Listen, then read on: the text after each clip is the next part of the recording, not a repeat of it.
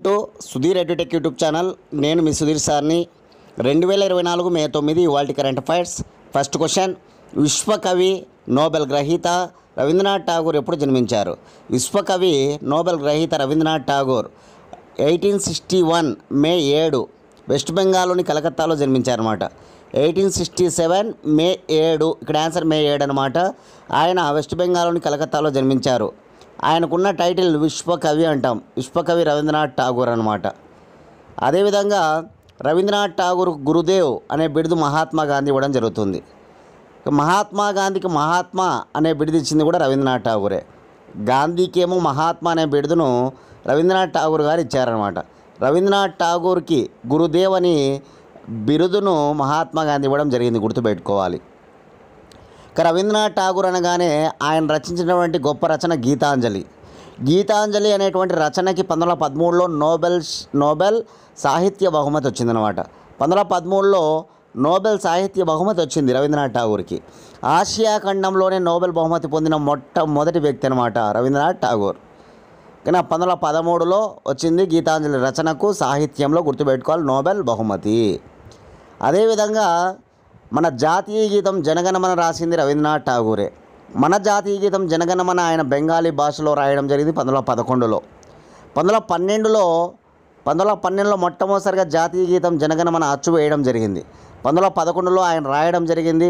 1911లోనే మొట్టమొదటిసారి కలకత్తా కాంగ్రెస్ సమావేశంలో మొట్టమొదటిసారిగా ఆలపించడం జరిగిందనమాట జాతీయ గీతం జనగణమన. 1912లో మొట్టమొదటిసారిగా తత్వబోధిని అనే పత్రికలో భారత విధాత అనే పేరుతో అచ్చు వేయడం జరుగుతుంది 1912లో. ఆ తత్వబోధిని పత్రిక ప్రారంభించింది దేవేంద్రనాథ్ ఠాగూర్. రవీంద్రనాథ్ ఠాగూర్ వాళ్ళ తండ్రి దేవేంద్రనాథ్ ఠాగూర్ ప్రారంభిస్తే తర్వాత ఆయన మరణించిన తర్వాత దాన్ని నడిపిన వాడు రవీంద్రనాథ్ ఠాగూర్ అనమాట. కాబట్టి గుర్తుపెట్టుకో, తత్వబోధిని పత్రిక. ఇక జాతీయ గీతం జనగణమనను బెంగాలీ నుంచి ఆంగ్లంలోకి అనువదించింది ఎవరంటే రవీంద్రనాథ్ ఠాగూరే. మార్నింగ్ సాంగ్ ఆఫ్ ఇండియా అనే పేరుతో 1919లో మదనపల్లిలోని బీటీ కళాశాలలో ఇంగ్లీష్లోకి అనువదించాడు రవీంద్రనాథ్ ఠాగూర్, గుర్తుపెట్టుకోవాలి. ఇక జాతీయ గీతం జనగణమన దీనిని ఎప్పుడు రాజ్యాంగ పరిషత్ ఆమోదించింది అని అడుగుతారు ఎగ్జామ్లో. 1950 జనవరి 24. 1950 జనవరి 24 రాజ్యాంగ పరిషత్తు మన జాతీయ గీతాన్ని ఆమోదించడం జరిగిందనమాట. మన దేశ జాతీయ గీతంతో పాటు బంగ్లాదేశ్ జాతీయ గీతాన్ని కూడా ఎవరు రాస్తారంటే కనుక రవీంద్రనాథ్ ఠాగూరే. బంగ్లాదేశ్ జాతీయ గీతం అమర్ సోనార్ బాంగ్లా. బెంగాల్ విభజన లార్డ్ కర్జన్ చేసినటువంటి దానికి వ్యతిరేకంగా రవీంద్రనాథ్ ఠాగూర్ అమర్ సోనార్ బాంగ్లా రాయడం జరుగుతుంది 1905లో. బెంగాల్ విభజన 1905లో జరుగుతుందన్నమాట. Lord Curzon, Bengal governor general lord Curzon చేయడం జరుగుతుందన్నమాట బెంగాల్ విభజన. ఆ నేపథ్యంలో దానికి వ్యతిరేకంగా రవీంద్రనాథ్ ఠాగూర్ అమర్ సోనార్ బాంగ్లా రాస్తాడు. 1911వ సంవత్సరంలో బెంగాల్ విభజన రద్దు అయిపోతుందన్నమాట. ఆర్డినెన్స్ 2 రద్దు చేస్తాడు. బెంగాల్ గవర్నర్ జనరల్ ఆర్డినెన్స్ 2 రద్దు చేయడం జరుగుతుందన్నమాట. ఈ నేపథ్యంలో దానికి గుర్తుగా జాతీయ గీతం జనగణమన 1911లో రాస్తాడు. అదే సంవత్సరం కలకత్తా కాంగ్రెస్ సమావేశంలో ఆలపించడం జరుగుతుంది.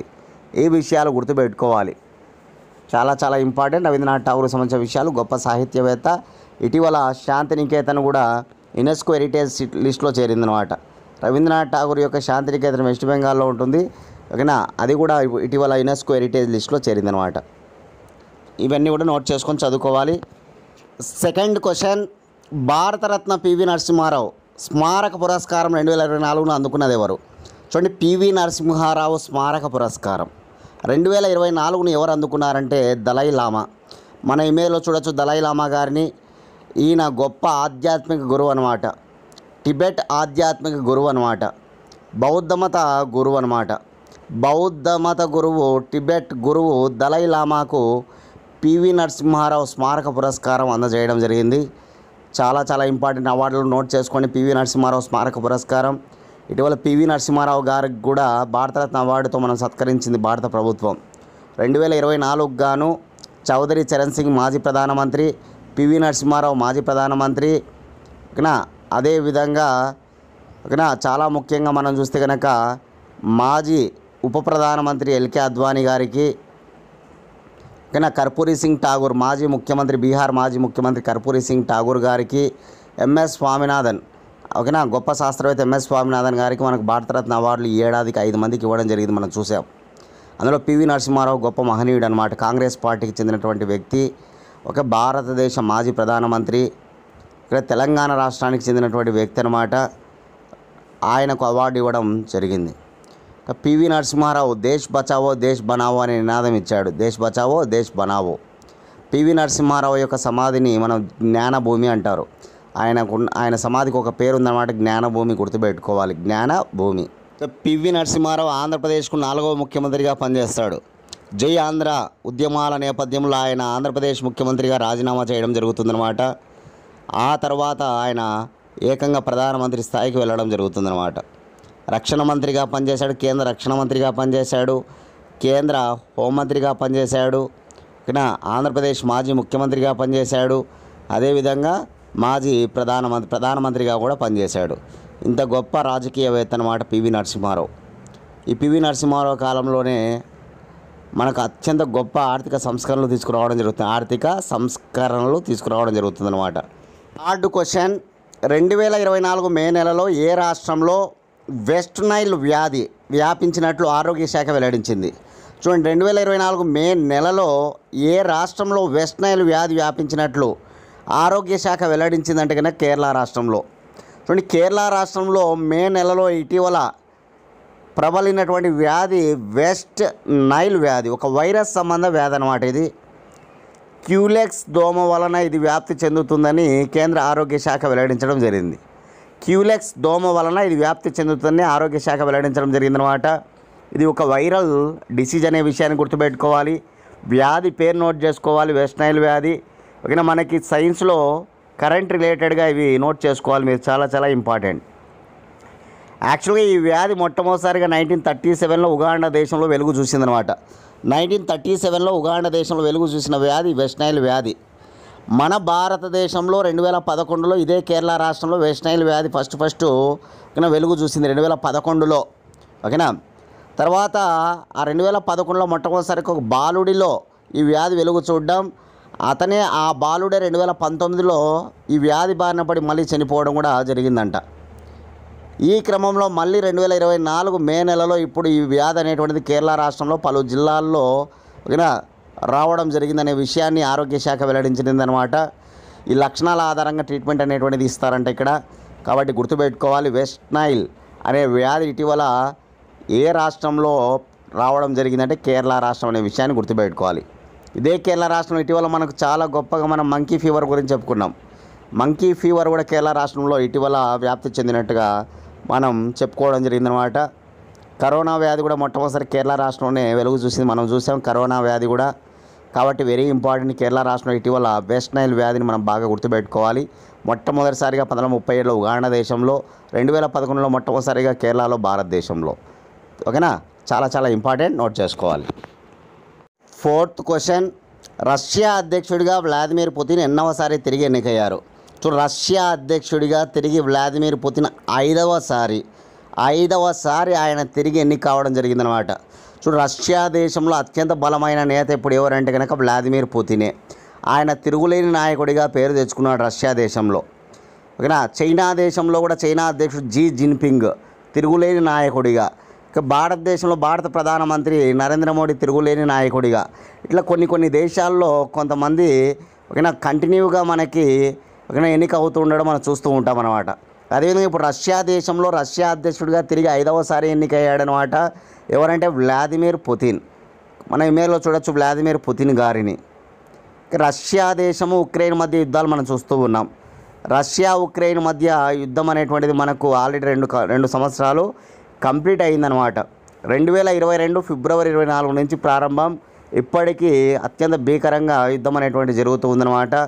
రష్యా దేశం ఉక్రెయిన్ పైన ఓకేనా భీకర యుద్ధం చేస్తూ ఉందన్నమాట. మనకు తెలుసు ఆ విషయం అంతా కూడా. ఓకేనా, ఈ క్రమంలో రష్యా అత్యంత గొప్ప దేశం అన్నమాట. వీటో పవర్ కూడా కలిగి ఉంది ఐక్యరాజ్య సమితిలోని భద్రతా మండలిలో శాశ్వత దేశంగా రష్యా అనేటువంటిది ఉంది, మనకు తెలుసు. ఓకేనా, ప్రపంచంలో విస్తీర్ణంలో అన్నిటికంటే పెద్ద దేశం రష్యానే. విస్తీర్ణంలో అత్యంత పెద్ద దేశం నెంబర్ 1 కంట్రీ ఏదంటే రష్యానే మనకు తెలుసు. కాబట్టి రష్యాకు మళ్ళీ తిరిగి ఇప్పుడు అధ్యక్షుడిగా ఎవరు ఎన్నికయ్యారంటే కనుక వ్లాదిమిర్ పుతిన్ అనమాట. రష్యా దేశ రాజధాని మాస్కో. రష్యా దేశ భాష రష్యన్ అనమాట, రష్యా దేశ కరెన్సీ రూబుల్ అనమాట. రష్యా ప్రస్తుత అధ్యక్షుడు వ్లాదిమిర్ పుతిన్. రష్యా ప్రస్తుత ప్రధానమంత్రి మిషుస్టిన్ గుర్తుపెట్టుకోవాలి. రష్యా అనేది యూరప్ ఖండంలో ఉంటుంది, ఆసియా ఖండంలో కూడా ఉంటుందన్నమాట. మెయిన్గా యూరప్ ఖండానికి చెందినటువంటి దేశం రష్యా. అందుకే యూరప్లో ఆసియాలో రెండిట్లో భాగమై ఉంటుంది కాబట్టి యురేషియా అంటారనమాట. యురేషియా గుర్తుపెట్టుకోవాలి. 5th క్వశ్చన్, ఇటీవల అన్ని కోవిడ్ రకాల వ్యాధులకు ఒకే రకమైన వ్యాక్సిన్ను ఏ విధానం ద్వారా తయారు చేస్తున్నారు? ఇటీవల అన్ని కోవిడ్ రకాల వ్యాధులకు ఒకే రకమైన వ్యాక్సిన్ను ఏ విధానం ద్వారా తయారు చేస్తున్నారంటే ప్రొయాక్టివ్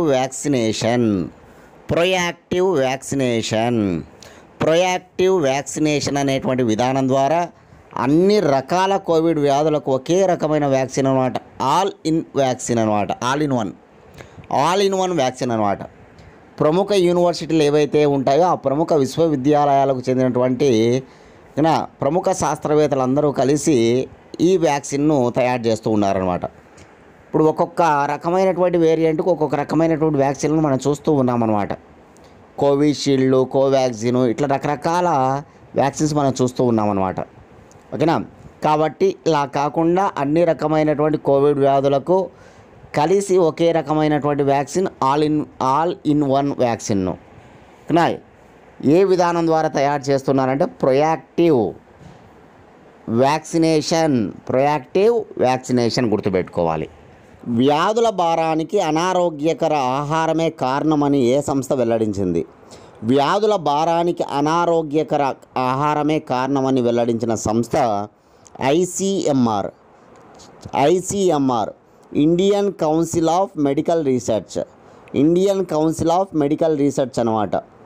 దీన్నే తెలుగులో మన భారత వైద్య పరిశోధనా మండలి అంటారు. భారత వైద్య పరిశోధనా మండలి. ఈ ఐసీఎంఆర్ ఏర్పడిన సంవత్సరం 1911. ఐసీఎంఆర్ ప్రధాన కార్యాలయం న్యూఢిల్లీ.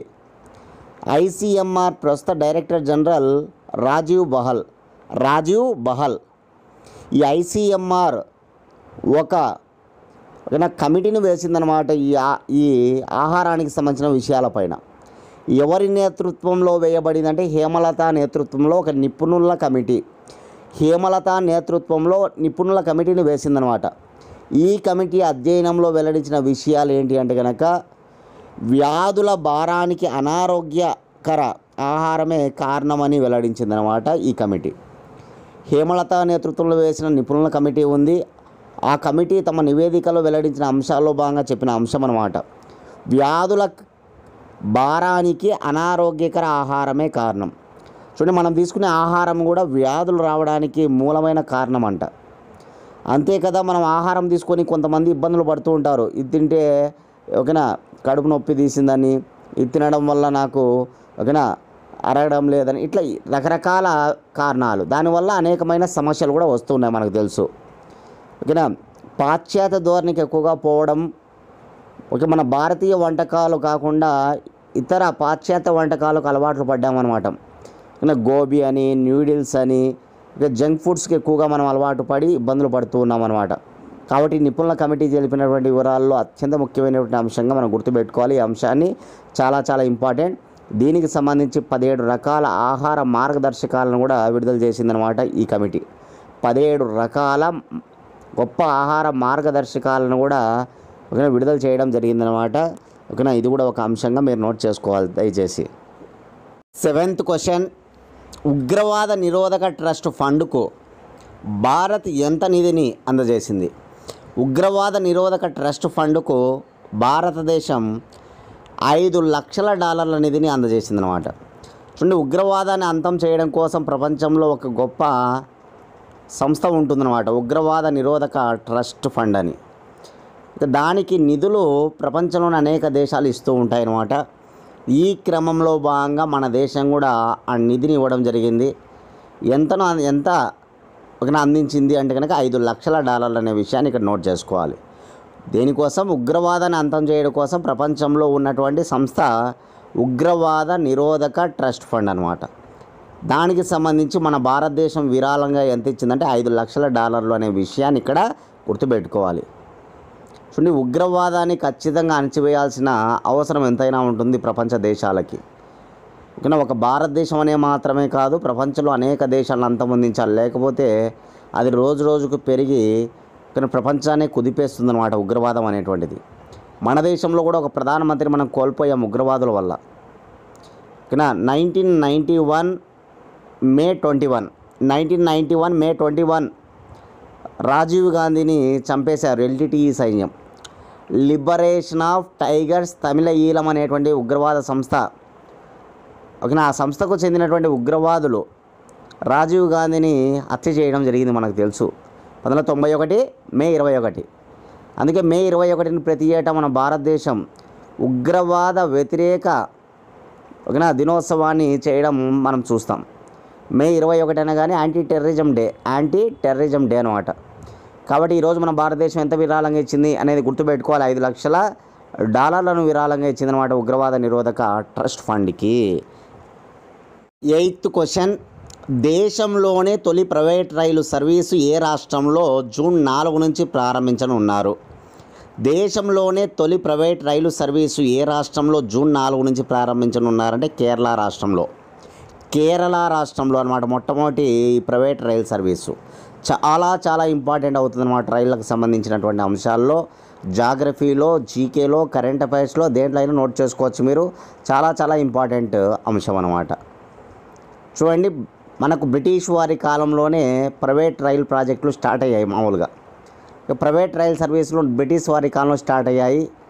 కానీ భారతదేశం ఇప్పుడు గవర్నమెంట్ ఓకేనా రైళ్ళనే నడుపుతూ ఉందని మనందరికీ తెలుసు. కానీ ప్రైవేటీకరణలో భాగంగా మొట్టమొదటి అంకురంగా మనం గుర్తుపెట్టుకోవచ్చు. మొట్టమొదటి ప్రైవేట్ రైలు సర్వీస్ అనేటువంటిది ఏ రాష్ట్రంలో ప్రారంభిస్తూ ఉన్నారు జూన్ 4 నుంచి అంటే కనుక అదే కేరళ రాష్ట్రంలో అనమాట.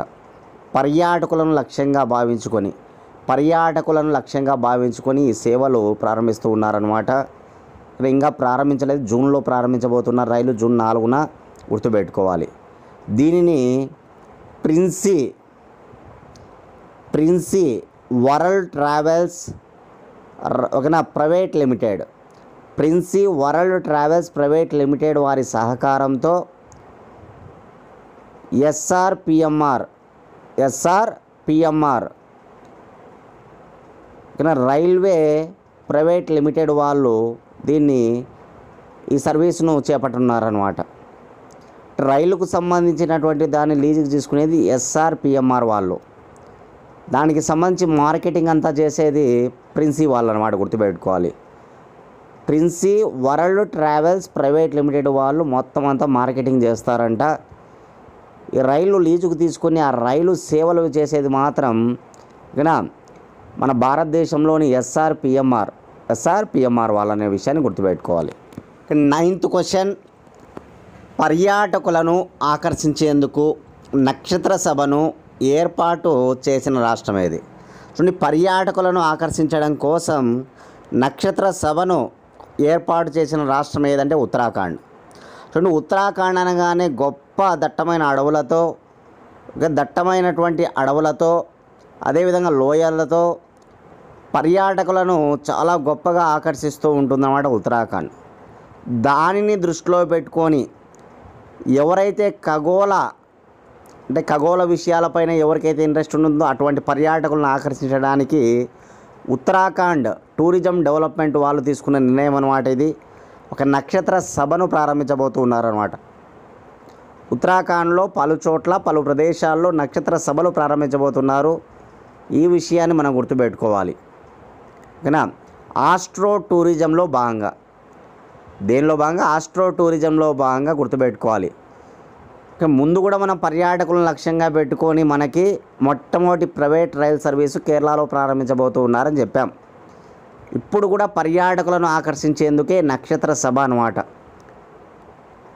ఈ దట్టమైనటువంటి అడవుల మధ్య గొప్ప ఖగోళ విషయాలపైన తెలుసుకోవడము వాటిని పరిశీలించడము ఇటువంటి దానికోసం చేపట్టినటువంటి గొప్ప కార్యక్రమంగా గుర్తుపెట్టుకోవచ్చు. టూరిజం డెవలప్మెంట్లో భాగంగా మన కేంద్ర టూరిజం మినిస్టర్ ఎవరు? కిషన్ రెడ్డి. తెలంగాణకు చెందిన కిషన్ రెడ్డి కేంద్ర పర్యాటక శాఖ మంత్రిగా ఉన్నారు. ఇది వరకు చిరంజీవి ఉండేవాడు. ఇద్దరు తెలుగు వాళ్లకు వరుసగా మనకి కేంద్ర పర్యాటక మంత్రులుగా రావడం జరిగింది. కాంగ్రెస్ గవర్నమెంట్ ఉన్నప్పుడు పర్యాటక మంత్రిగా మనకు మెగాస్టార్ చిరంజీవి ఉండేవాడు అనమాట. ఇప్పుడు కిషన్ రెడ్డి గారు ఉన్నారు బీజేపీ పార్టీ తరఫున. కాబట్టి గుర్తుపెట్టుకోవాలి ఆ విషయాన్ని కూడా. ఉత్తరాఖండ్ రాజధాని డెహ్రాడూన్. ఉత్తరాఖండ్ హైకోర్టు నైనిటాల్లో ఉంటుంది. నైనిటాల్. ఉత్తరాఖండ్ రాష్ట్ర భాష హిందీ. ఉత్తరాఖండ్ ప్రస్తుత ముఖ్యమంత్రి పుష్కర్ సింగ్ ధామి. ఉత్తరాఖండ్ రాష్ట్ర గవర్నర్ గుర్మీత్ సింగ్ అనమాట. ఇటీవలనే మనం ఉత్తరాఖండ్ గురించి తెలుసుకున్నటువంటి బిట్టు చాలా ఇంపార్టెంట్. యూనిఫామ్ సివిల్ కోడ్ను అమలు చేసిన మొట్టమొదటి రాష్ట్రంగా యూనిఫామ్ సివిల్ కోడ్ను ఇటీవలనే అమలు చేసిందనమాట. మొట్టమొదటి రాష్ట్రంగా రికార్డులోకి ఎక్కింది అదే ఉత్తరాఖండ్ రాష్ట్రం. అది చాలా ఇంపార్టెంట్, గుర్తుపెట్టుకోవాలి. ఇది స్టాండర్డ్గా నిలిచిపోయే బిట్ అనమాట. యూనిఫామ్ సివిల్ కోడ్ను అమలు చేసిన మొట్టమొదటి రాష్ట్రం ఏది అంటే అదే ఉత్తరాఖండ్ రాష్ట్రం అనమాట. ఇది గుర్తుపెట్టుకోవాలి. ఇటీవలనే కార్ల వాషింగ్ను నిషేధించినటువంటి రాష్ట్రం. అంటే నీటి కొరత ఎక్కువగా ఉండడం వల్ల ఓకేనా, హిమపాతం పోయిన శీతాకాలంలో హిమపాతం, ఇప్పుడు వేసవి కాలం కారణం చేత నీళ్ళన్నీ కూడా ఇంకిపోవడం, దీని కారణం చేత అక్కడ నీటి కొరత ఎక్కువగా ఉందన్నమాట. ఈ క్రమంలో తీసుకున్న నిర్ణయం అన్నమాట ఉత్తరాఖండ్ రాష్ట్ర ప్రభుత్వం. కార్ల వాషింగ్కు నీటి కుళాయిల నుంచి వచ్చే నీటిని వాడడం ఇవన్నీ కూడా చేయకూడదని చెప్పేసి అక్కడ నిషేధం విధించారనమాట. కాబట్టి గుర్తుపెట్టుకోవాలి, ఇట్లాంటివన్నీ కూడా రీసెంట్గా జరిగిన విషయాలు. మన ఛానల్ నుంచి 1 ఇయర్ కరెంట్ అఫైర్స్ రెడీగా ఉన్నాయి. కావాలనుకున్న వాళ్ళు 8186006848 అనే నెంబర్కి 100 రూపీస్ ఫోన్పే చేసి అదే నెంబర్కి స్క్రీన్షాట్ పెట్టండి. 24 గంటల లోపల పీడిఎఫ్ ఫైల్ పంపిస్తాం. 100 రూపాయలకి 1 ఇయర్ కరెంట్ అఫైర్స్ మేము అందిస్తూ ఉన్నాం. కాబట్టి మీరు ఏ కాంపిటేటివ్ ఎగ్జామ్స్ ప్రిపేర్ అవుతున్నా చాలా ఇంపార్టెంట్గా మీకు కరెంట్ అఫైర్స్ ఉపయోగపడతాయి. కాబట్టి అందరూ కూడా యూటిలైజ్ చేసుకోండి. తెలంగాణ రాష్ట్ర ఎగ్జామ్స్కి ప్రిపేర్ అయ్యే వాళ్ళు కావచ్చు, ఆంధ్రప్రదేశ్ రాష్ట్ర ఎగ్జామ్స్కి ప్రిపేర్ అయ్యే వాళ్ళు కావచ్చు, అదేవిధంగా సెంట్రల్ గవర్నమెంట్ ఎగ్జామ్స్కి ప్రిపేర్ అయ్యే వాళ్ళు కావచ్చు, ఎవరికైనా కరెంట్ అఫైర్స్ బాగా ఉపయోగపడతాయి. ఇక లాస్ట్ క్వశ్చన్ చూద్దాం. సైబర్ దాడులపై స్కేలర్ నివేదిక ప్రకారం ప్రపంచంలో అధిక సైబర్ దాడులు జరుగుతున్న దేశం ఏది? చూడండి, ఒక గొప్ప నివేదిక అన్నమాట. సైబర్ భద్రత అనేది రోజుకు మనకి చాలా ఇబ్బందిగా మారిపోతుందన్నమాట. కాబట్టి సైబర్ దాడులకు సంబంధించిన నివేదికలు వెల్లడిస్తూ ఉంటారు, వాటిని మనం నోట్ చేసుకోవాలి. ఈరోజు స్కేలర్ నివేదిక అన్నమాట. సైబర్ దాడులపై స్కేలర్ అనే సంస్థ చేసిన నివేదిక. దానిలో భాగంగా సైబర్ దాడులు అత్యధికంగా మనకు ఏ దేశంలో వెలుగు చూస్తున్నాయంటే కనుక అమెరికాలో అత్యధికంగా వెలుగు చూస్తున్నాయి. అమెరికా తర్వాత సెకండ్ ప్లేస్లో బ్రిటన్ తర్వాత థర్డ్ మన భారతదేశమే ఉందంట. First America, second Britain, third భారతదేశం. ఇటీవల వెల్లడించినటువంటి స్కేలర్ నివేదిక ప్రకారం సైబర్ దాడులలో భారతదేశ స్థానం ఎంత అంటే 3వ స్థానం. మొదటి స్థానం ఏది? అమెరికా. మొదటి 3 స్థానాలు ఏవి? America, Britain, Bharat. ఇవి అన్నమాట ఇవాళ కరెంట్ అఫైర్స్. రేపటి క్లాస్లో మళ్ళీ కలుసుకుందాం ఫ్రెండ్స్. థ్యాంక్స్.